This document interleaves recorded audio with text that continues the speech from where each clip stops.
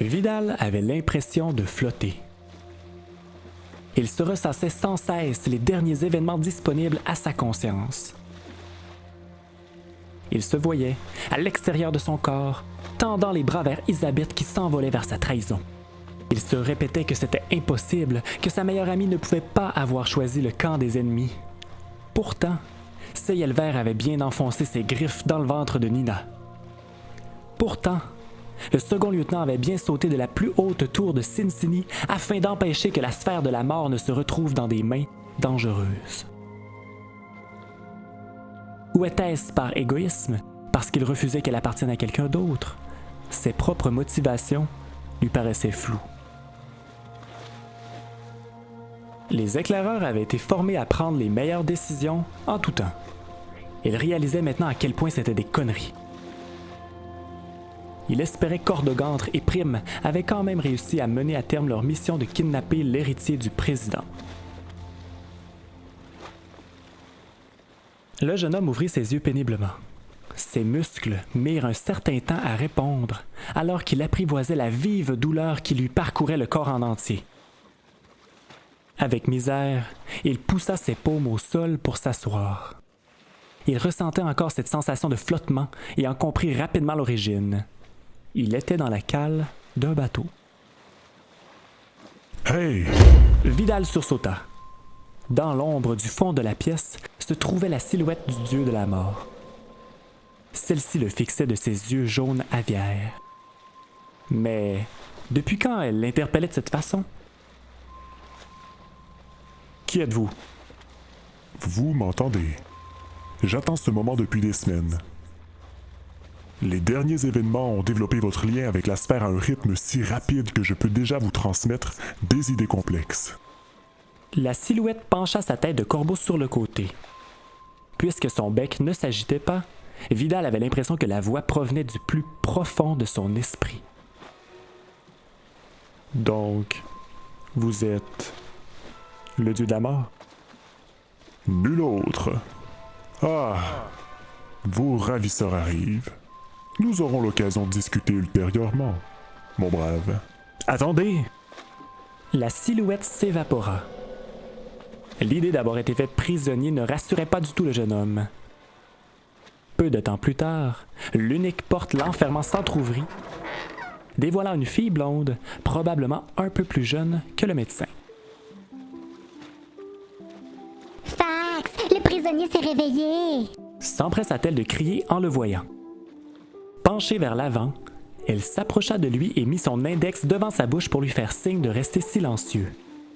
Elle s'assit à ses côtés et lui murmura à l'oreille. Fax est beaucoup plus gentil que Luvise. Luvise aime jouer avec les prisonniers. Le prisonnier aime jouer?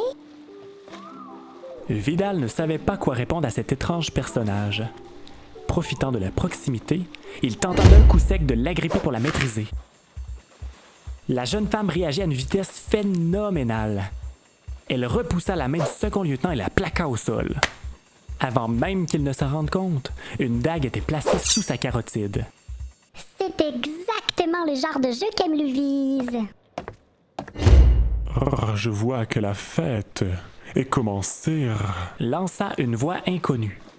N'osant bouger sous la menace de la lame, Vidal remarqua qu'une créature humanoïde était entrée dans la pièce. Grand et élancé, un homme au visage de félin aux poils roux arborait un fichu noir et de nombreuses boucles d'oreilles. Bienvenue à bord de la griffe de bois, fendeuse des océans et pilleuse de trésors. Vidal Val-du-Cerf, si je ne me trompe pas. Je suis Fax, le plus grand pirate orphène de tous les temps. Fax est le seul pirate orphène. Les autres ont tous peur de l'eau. Nul besoin de s'empêtrer dans de tels détails. Où allons-nous? Demanda Vidal. Vers l'île aux chats, évidemment. Je crois que vous méritez une petite mise en situation des derniers événements, mon cher Vidal. Suite à votre saut de l'ange, mon ami Ian vous a trouvé sur le bord de la berge et vous a prodigué des soins. Il a réalisé bien vite que vous êtes l'ange de la mort, recherché par l'armée de Cincinnati, qui menace d'éliminer quiconque se porterait à ton secours. Et nous y avons vu une occasion d'affaire. Vous n'êtes donc réellement pas affilié à Cincinnati? Bien sûr que non. Ces rapaces n'ont aucune pitié. Afin de s'assurer de ce que vous pouvez nous apporter, vous allez devoir nous faire une démonstration de vos habiletés. Luvise, apporte notre invité sur le pont. Luvise à l'action. La jeune femme attrapa un poignet de Vidal et tira pour qu'il se lève, s'assurant de garder sa dague constamment pointée vers lui. L'aîné des Val-du-Cerf s'exécuta sans broncher et suivit les individus à l'extérieur de la pièce. Ils traversèrent un couloir, puis une grande pièce remplie de caisses pêle-mêle, pour finalement monter une échelle qui sortait à l'extérieur par une trappe. Les trois protagonistes se retrouvèrent au centre d'un petit bateau, au beau milieu d'un océan bleu à perte de vue. Orné d'une grande voile blanche ainsi que d'un drapeau orangé, le navire fendait les eaux dans une direction inconnue. Spontanément, Vidal se sentit bien loin et perdu de tout ce qu'il connaissait. À combien de lieues était-il d'Artbourg, de Queek, de Seigneur Doucet et des Fées? Il devait trouver un moyen pour rebrousser chemin le plus rapidement possible. Le jeune homme remarqua quelqu'un de stationné sur la proue. Il semblait pêcher, ayant une ligne à la mer, mais aucun autre ennemi en vue. Il semblait n'être que 4 sur le bateau. Nous y voilà. L'océan de l'Est. Ian, viens voir. Fax va mettre une raclée à l'ange de la mort. Au bout de la flotte, le pêcheur ne bougeait pas d'un poil. La pirate, visiblement déçue, lança sa dague vers les escaliers, la plantant dans une latte de bois. Elle alla s'y asseoir, blasé. Vidal se retrouva face à face avec Fax, qui le fixait de ses yeux jaunes à la pupille verticale.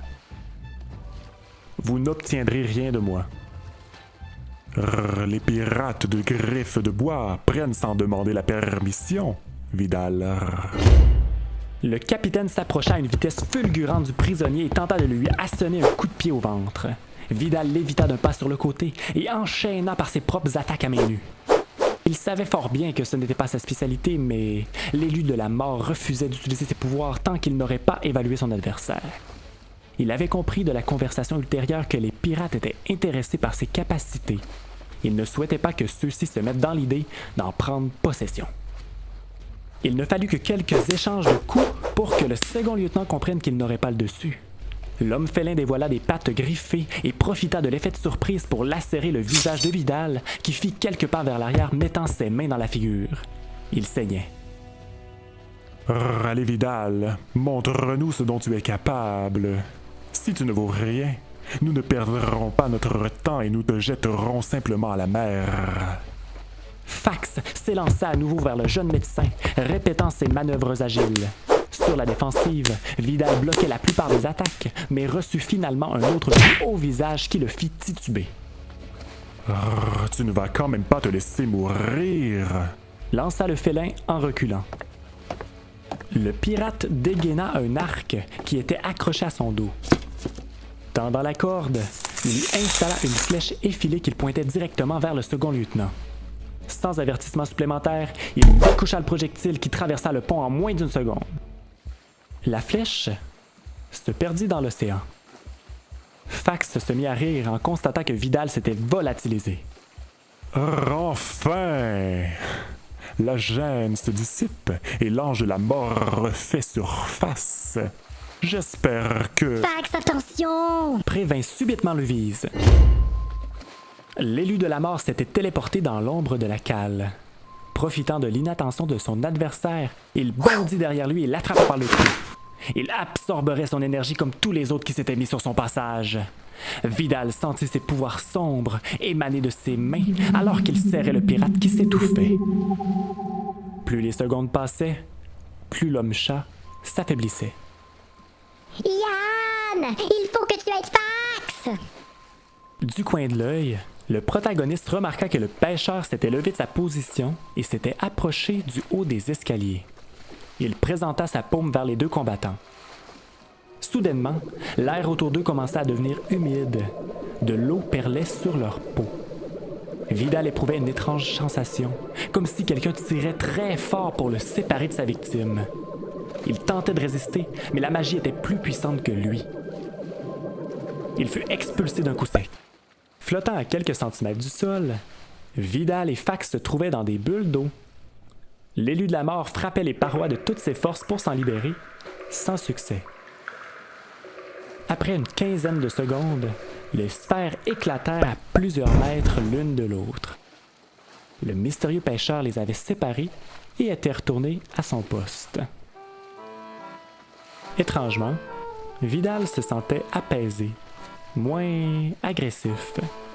Il porta ses doigts à son visage et constata que ses plaies s'étaient refermées. L'homme félin paraissait lui aussi relativement en bon état. C'était donc réellement ce Ian qui l'avait guéri suite à sa chute de la tour du palais du président.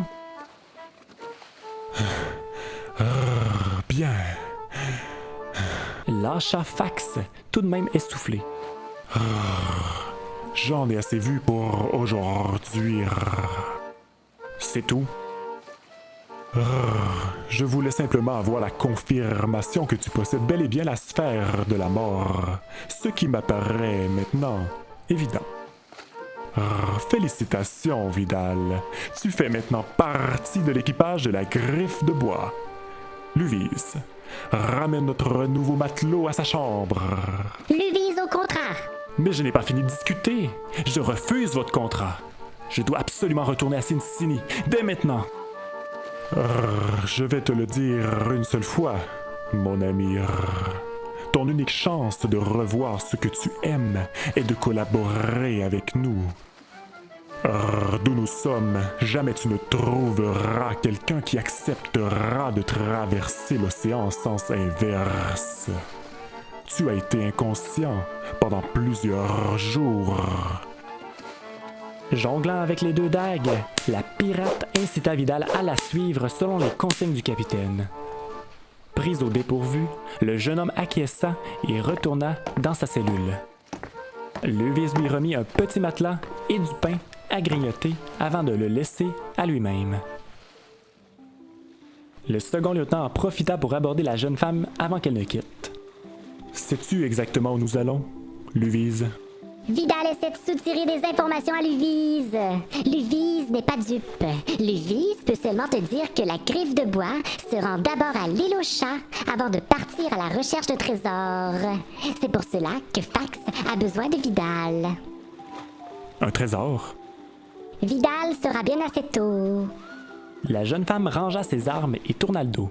« Comment tu t'es retrouvé sur le bateau de pirate, Luvise? » questionna Vidal. Luvise est une orpheline de Cincinnati dont personne ne voulait.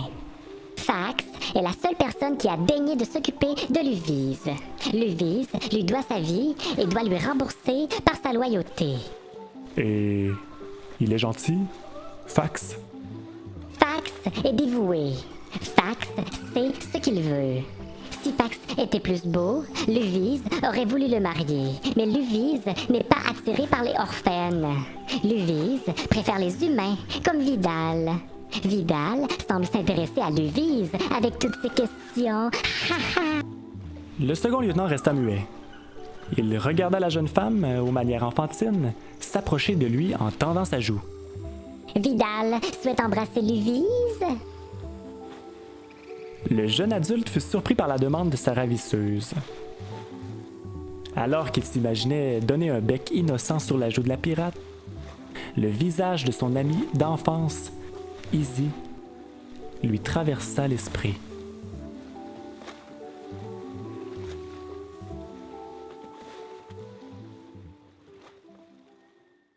C'était le 13e épisode de la saison 1 de Terre Zéro. Je vous invite à aller voter pour déterminer la décision prise par Vidal. Le lien se trouve en bas dans la description et les votes se terminent dimanche matin. En effet, Vidal se retrouve emprisonné par des pirates et Luvise lui demande un baiser. D'une part, il pourrait s'exécuter dans l'espoir de se retrouver dans ses bonnes faveurs. Mais d'autre part, il pourrait refuser pour rester fidèle à lui-même et à ses sentiments et de ne pas se retrouver dans une situation d'ambiguïté. La décision vous appartient. Et expliquez-moi votre raisonnement dans les commentaires. Le prochain épisode sera diffusé le mardi 25 septembre à 19h, fait que soyez au rendez-vous parce que vous serez encore appelés à faire des choix qui influenceront l'histoire.